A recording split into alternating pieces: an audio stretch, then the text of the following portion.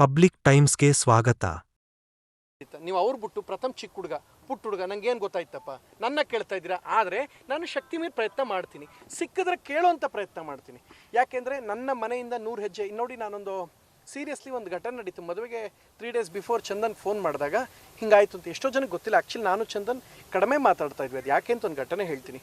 ಅಲ್ಲಿ ಮೈಸೂರಲ್ಲಿ ಇದಾಯ್ತು ಗೊತ್ತಾ, ಯುವ ದಸರಾ ಅವರು ಪ್ರಪೋಸ್ ಮಾಡಿದ್ದು ಗೊತ್ತಾ, ಒಂದು ಯಾವುದದು ಅದು ಇದು ನಡೀತಲ್ಲ ಯುವ ದಸರಾದಲ್ಲಿ.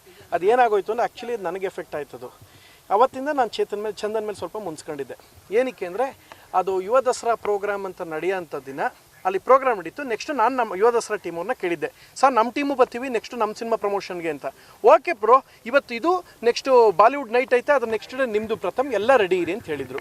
ಈ ವಿಷಯ ಯಾರಿಗೂ ಗೊತ್ತಿಲ್ಲ, ನಿಮ್ಗೆ ಸತ್ಯ ಹೇಳ್ತಾ ಇದ್ದೀನಿ, ಕೇಳಿಸ್ಕೊಳ್ಳಿ.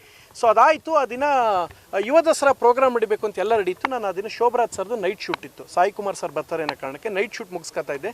ಪ್ರಥಮ್ ಇವತ್ತಲ್ಲ ನಾಳೆ ನಿಮ್ಮ ಶೂಟ್, ನಾಳೆ ಪ್ರೋಗ್ರಾಮ್ ಬನ್ನಿ ಅಂತ ರೆಡಿ ಇದ್ದರು. ಅದೆಲ್ಲ ಆಯಿತು. ಚಂದನ್ ಪ್ರಪೋಸ್ ಮಾಡಿದ್ರು ಸ್ಟೇಜ್ ಮೇಲೆ. ಆ ಪ್ರಪೋಸ್ ಮಾಡಿದ್ಮೇಲೆ ಏನಾಗೋಯ್ತು ಗೊತ್ತಾ, ಬೆಳಗ್ಗೆ ನಂದು 3:30 ಪ್ಯಾಕಪ್ ಆಯಿತು. ಶೂಟ್ ಪ್ಯಾಕಪ್ ಆದಾಗ 3:30 ಪ್ಯಾಕಪ್ ಆದ ತಕ್ಷಣ ಮುಖಕ್ಕೆಲ್ಲ ತೊಳ್ಕೊಂಡು ಒಂದು 6 ಗಂಟೆಗೆ ಇಲ್ಲಿಂದ ಓಡಮ್ ತಳಪ ಮೈಸೂರಿಗೆ ಅಂತ ರೆಡಿಯಾಗಿ ನಾನು ಈವೆಂಟ್ ಆರ್ಗನೈಸರ್ ಫೋನ್ ಮಾಡಿದೆ ಯುವ ದಸರಾ ಟೀಮ್ಗೆ. ಎಲ್ಲಿದ್ದೀರಾ, ಎಷ್ಟೊತ್ತಿಗೆ ಸರ್ ಬರೋದು ಅಂತ. ಪ್ರಥಮ್ ಸಾರಿ ನೀವು ಟಿ ವಿ ನೋಡಿಲ್ವಾ ಅಂದರು. ಏನಾಯಿತು, ಟಿ ವಿ ನೋಡಿ ಅಣ್ಣ, ಏನು ವಿಚಾರ ಏನು ಹೇಳಿ, ಏನಾಯಿತು ಅಂತ ಹೇಳಿದೆ. ಪ್ರಥಮ್ ಸಾರಿ, ಇದು ನೀವು ಬರೋದೇನು ಬೇಕಾಗಿಲ್ಲ ಅಂತ ಹೇಳಿದ್ರು. ಯಾಕೆ ಬೇಕಾಗಿಲ್ಲ ಅಂತ ನಾನು ಫುಲ್ಲು ಥ್ರಿಲ್ಲರ್ ಮಂಜು ತಂಗಿ ಮಗನ ಥರ ಫುಲ್ ರೌಡಿ ಥರ ಶುರು ಮಾಡ್ಕೊಂಬಿಟ್ಟೆ. ಯಾಕೆ ಬೇಡಕ್ಕಪ್ಪ, ನನ್ನಿಂದ ಏನು ತಪ್ಪಾಗೈತೆ. ಪ್ರಥಮ್ ಸಾರಿ, ನೀವು ಟಿ ವಿ ನೋಡೋದು ಅಣ್ಣ, ನಾನು ಡಬಲ್ ಕಾಲ್ ಶೀಟ್ ಇತ್ತು, ವಿಷಯ ಏನು ಹೇಳಿ ಅಂತ.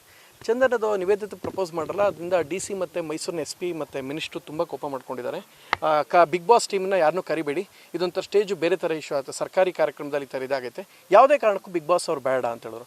ನನಗೆ ಮೈಯೆಲ್ಲ ಉರಿದೋಯ್ತು. ಸೇಮ್ ಹೆಂಗಾಗೋದೆ ಅಂದರೆ ಫುಲ್ ಕೋಪ ಮಾಡ್ಕೊಂಡು ಈ ಕ್ಲೈಮ್ಯಾಕ್ಸಲ್ಲಿ ಕೆರಳಿದ ಸಿಮ್ಮಲ್ ಅಣ್ಣವ್ರು ಆಯ್ತಲ್ಲ, ಆ ರೇಂಜಿಗೆ ಚಂದನ್ ಅವತ್ತಿಂದ ನಾನು ಕೋಪ ಮಾಡ್ಕೊಂಡಿದ್ದೆ. ನನ್ನ ಪ್ರೋಗ್ರಾಮ್ ಚಂದನ್ ತಡೆದ್ಬಿಟ್ಟ ಅನ್ನೋದು ನಂಗೆ ಚಂದನ್ ಮೇಲೆ ಕೋಪ ಇತ್ತು.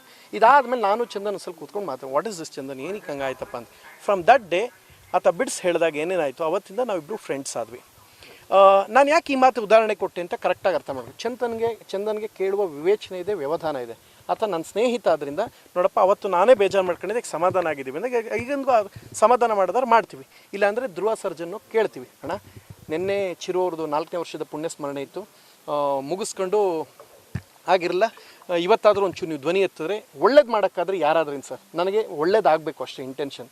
ಯಾರಾದರೂ ಸರ್ ಚೆನ್ನಾಗಿ ಬದುಕು 100 ಜನ ಖುಷಿ ಪಡ್ತಾರೆ ಸರ್, ಜನ ನೋಡಿ ಮೆಚ್ಚೋಂಗಿರಬೇಕು. 4 ಜನ ಏನಾಗಿದೆ ಸೋಷಿಯಲ್ ಮೀಡಿಯಲ್ಲಿ ಕೆಟ್ಟ ಕಾಮೆಂಟ್ ಹಾಕಿ ಹಾಳಾಗಲಿ ಬಿಡು ಅಂತ ಹೇಳೋರು ಜಾಸ್ತಿ. ಅವ್ರ ಮುಂದೆ ಚೆನ್ನಾಗಿ ಬದುಕ್ರಿ ಚಂದನ್, ನನಗೆ ಅದೇ ಆಸೆ ಸರ್. ನಾನು ಇದು ನನಗೆ ಏನಿದೆಯೋ ಗೊತ್ತಿಲ್ಲ, ಇಂಟೆನ್ಷನ್ ಒಳ್ಳೇದಿದೆ. ಇವತ್ತು ನೋಡಿ ಕಾಲೇಜ್ ಫಸ್ಟ್ ಇವರೆಲ್ಲದು ಕಾಲೇಜ್ ಇವ್ರು ಬರ್ತೀನಿ ಮಾತು ಕೊಟ್ಟೆ, ನೀವು ಇಲ್ಲೂ ಬಂದಿದ್ದೀರಾ, ನಾನು ಇವ್ರು ಟೈಮ್ ಕೊಟ್ಟಿರೋದು. ನಿಮ್ಮಲ್ಲಿ ಒಂದು ಮನವಿ ಮಾಡ್ಕೊತೀನಿ ದಯವಿಟ್ಟು ಸರ್. ನನ್ನ ಮನಸ್ಸು ಕ್ಲಿಯರ್ ಆಗಿದೆ ಸರ್, ನಾನು ಕ್ಲೀನ್ ಆಗಿದೆ ಸರ್.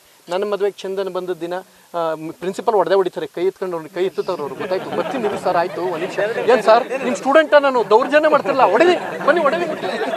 ಆಯಿತು, ದೌರ್ಜನ್ಯ ಮಾಡ್ತಾರೆ ನೋಡಿ ಪ್ರಿನ್ಸಿಪಲು. ಈ ಸ್ಕೂಲ್ದು ಕಾಲೇಜ್ದು ಝೂಮ್ ಮಾಡಾಕಿ ಪ್ರಥಮ ಮೇಲೆ ದೌರ್ಜನ್ಯ ಮಾಡಿದ್ರು ಅಂತ ಹಂಗೆಲ್ಲ ಮಾಡಿ ಆಯಿತು.